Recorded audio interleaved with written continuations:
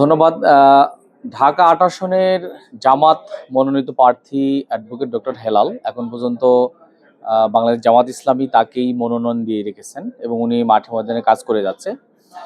তো জামাত যদি প্রয়োজন ফিল করে তাহলে যে কোনো সময় প্রার্থী পরিবর্তন করতে পারেন। আমিরে জামাত এবং তার নির্বাহী পরিষদের পরামর্শের আলোকেই হয়ে থাকে আমার জানা মতে।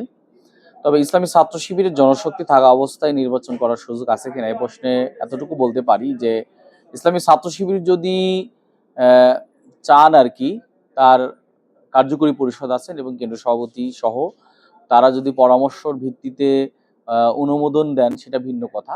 তবে নর্মালি ছাত্র শিবিরের থাকাকালীন অবস্থায় ছাত্র শিবিরের দায়িত্বশীলেরা কোনো ইলেকশনেই অংশগ্রহণ করতে পারে না। শুধুমাত্র ছাত্র রিলেটেড স্পেশালি ছাত্র সংসদ বা এই জাতীয় যেগুলাতে শিবিরের কর্মপদ্ধতিতে উল্লেখ আছে সেইগুলাতে তারা অংশগ্রহণ করতে পারে। জি, ধন্যবাদ।